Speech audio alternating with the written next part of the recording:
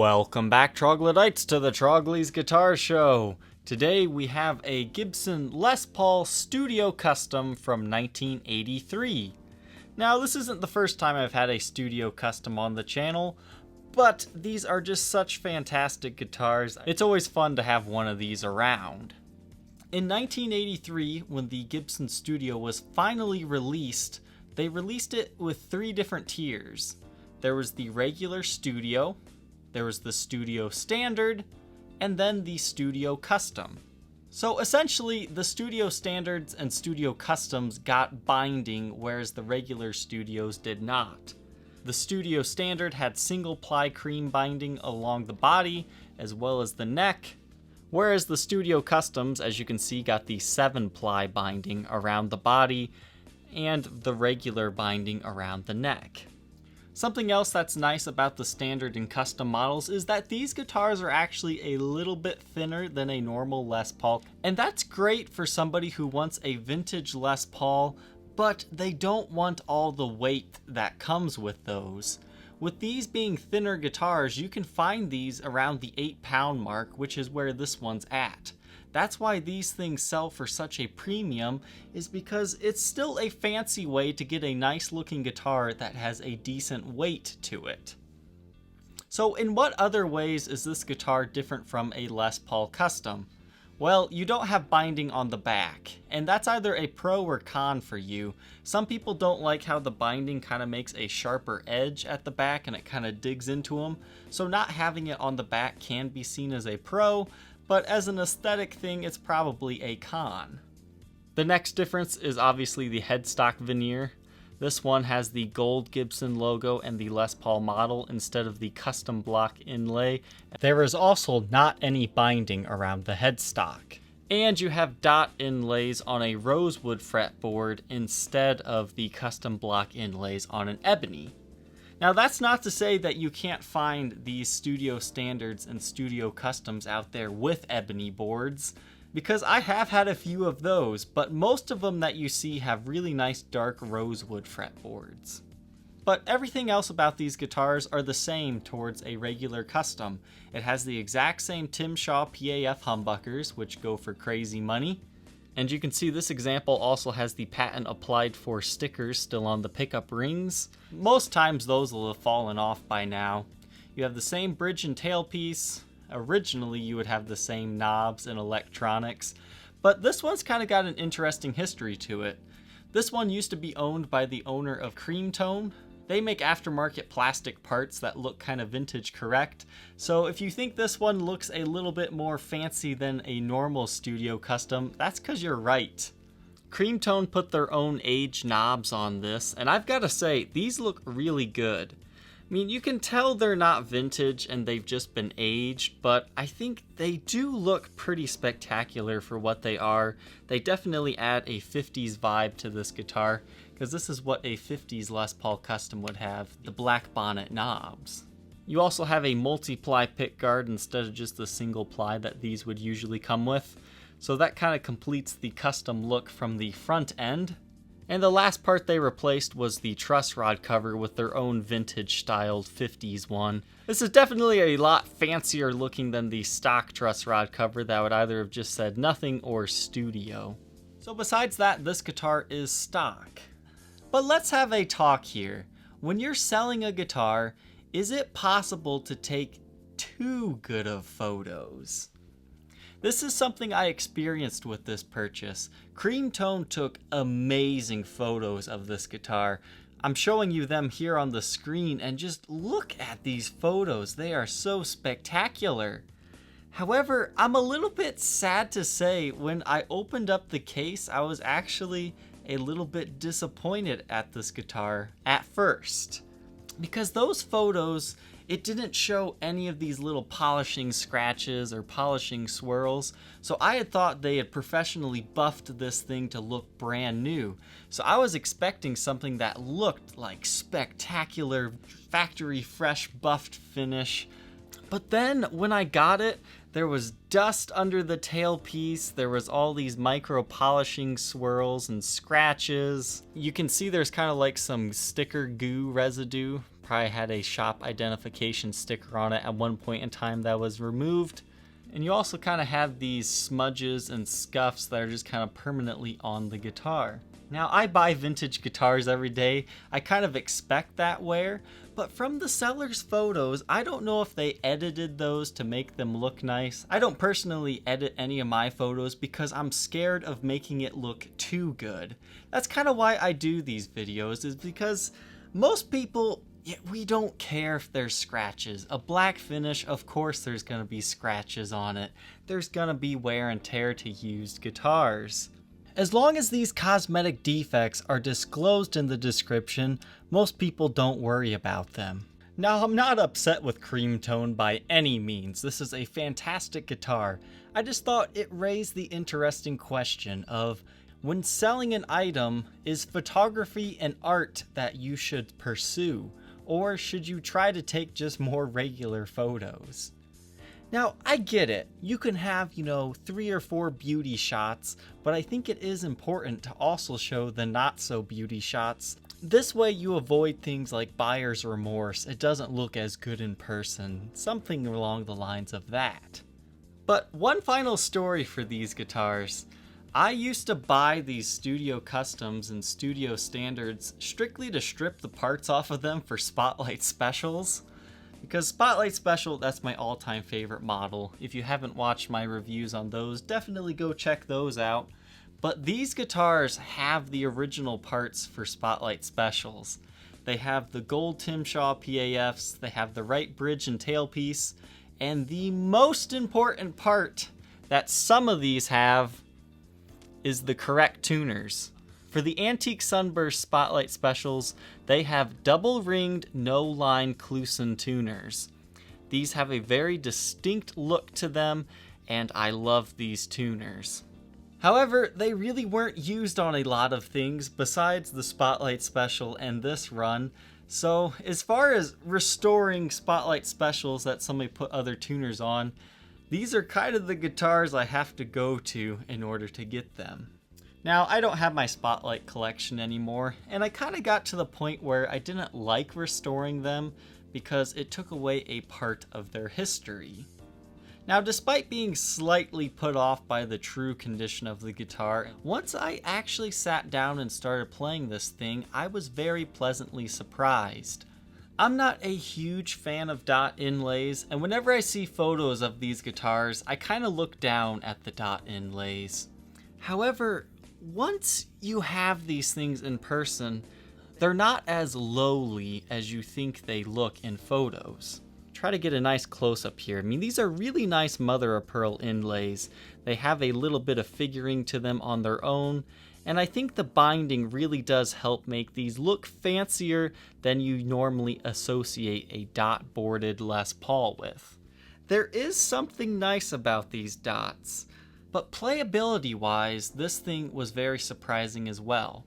This thing has ridiculously low action. Honestly, I would suggest to raise it a little bit, because it is a little bit buzzy once you get up past the 12th fret, just because the action is set so low. But since the stock frets are your usual low, wide frets, and mix that with this really slim 60s neck profile, this is like a perfect jazzy guitar. It just makes it so easy to go up and down the neck really quickly, and I found I wanted to play more clean styled songs than I did distorted licks with this guitar, and usually it's the other way around. Now, the only downside to these types of frets is they're a little bit harder to bend with. I mean, if you just want to do your normal half step, or maybe even a whole step, I mean, you can feel your finger drag on the fretboard a little bit more, and perhaps that's why there is a little bit of divoting to this fretboard. But if you're just trying to do regular bends, you should be okay. So if you ever see a Les Paul Studio Standard or a Studio Custom, I do highly suggest you check them out. These things go for a premium for a reason. They're a nice, reasonable weight. They have a nice fanciness to them. And as long as they're all original, at least in the electronics, they are just fantastic because they're just like a normal Les Paul Custom. Now that we know a little bit about this guitar, let's go ahead and hear how this one sounds.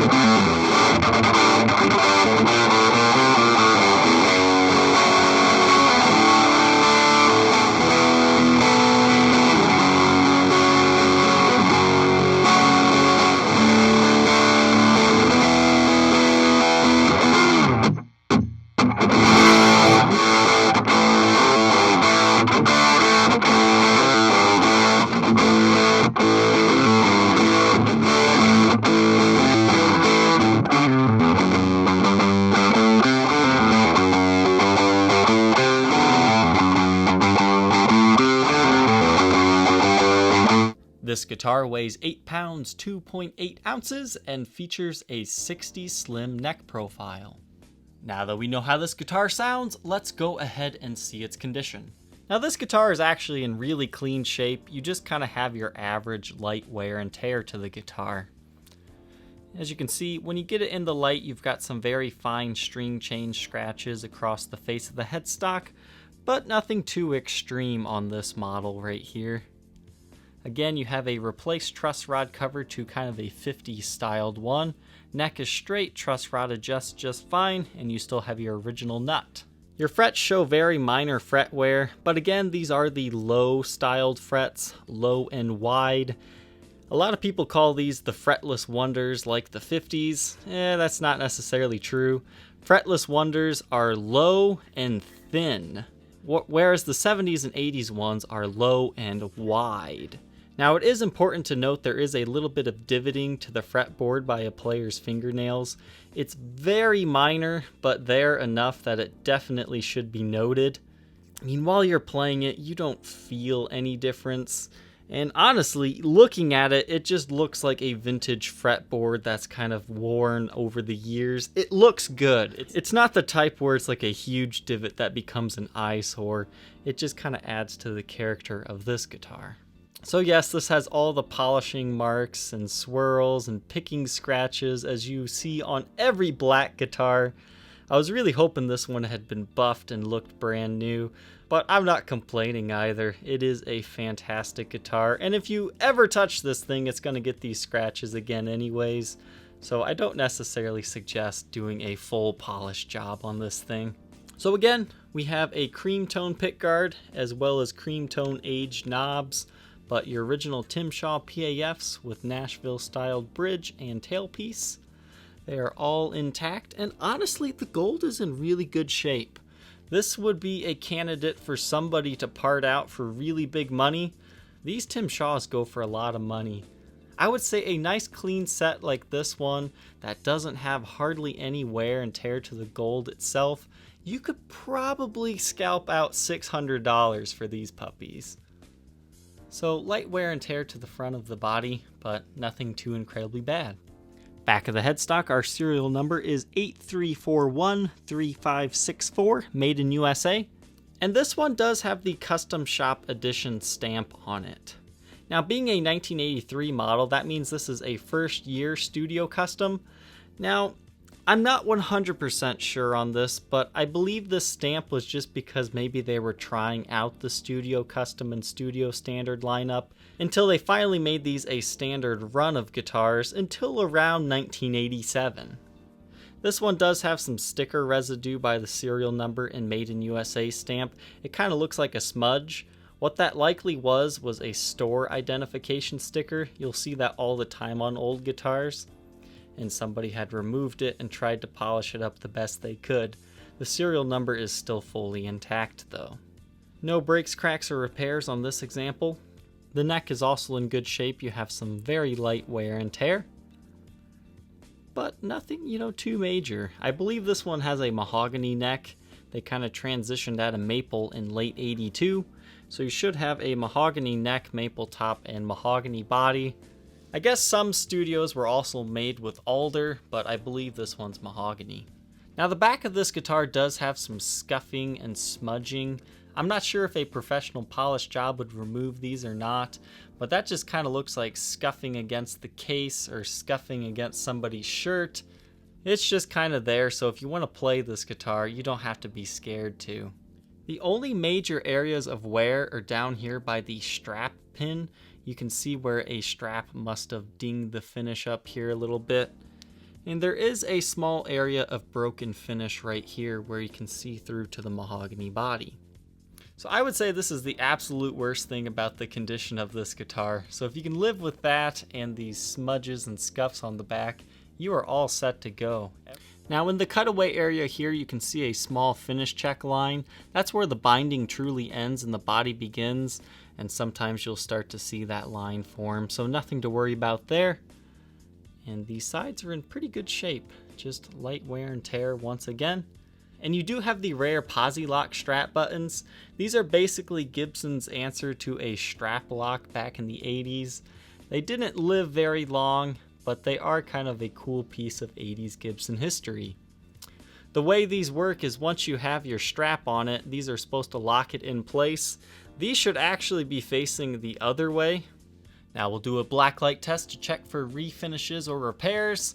Here you can see somebody's sweaty arm was right here for a while, and that kind of absorbs into the finish. You don't see it in regular lighting situations. Blacklight's a good way to tell that these are aged replica knobs and not vintage knobs, because if they were vintage, they would be glowing a bright green color. Our headstock is also glowing the green color I would expect to see, as is the back of the headstock here. Again, this area kind of confirms my theory there was a sticker over it at one point in time, because the finish hasn't quite aged the same way. Now you'll see the neck finish glows a little bit more. Again, that's because of somebody's sweaty hands. But it is definitely glowing the way I would expect to see it, as is the back of the guitar. So all in all, this guitar definitely passes the blacklight test. The finish is glowing evenly pretty much all over the guitar. So nothing to worry about on this one. This guitar comes in a non-original Gator hard shell case. This is actually a really nice case. The latches definitely seem very durable. I don't think they would ever necessarily break. And you have a pretty nice semi-padded handle on this one. You also have a nice bumper at the bottom of the case, as well as a fourth latch. But here's where this case gets brownie points. It's got this really nice kind of Gibson-esque interior. It's kind of got that maroon color to it, but it's got a lot of padding to it. You can see all the padding around here, but this is definitely a fantastic case. If you think you might be interested in being the next owner of this Gibson Studio Custom, feel free to contact me on my Facebook page, facebook.com/Troglys, Troglys, or check it out on my Reverb shop. The link is in the description. Thank you, Troglytes, for tuning in today. Don't forget to like, comment, and subscribe, and we will see you tomorrow on the next episode. Take care.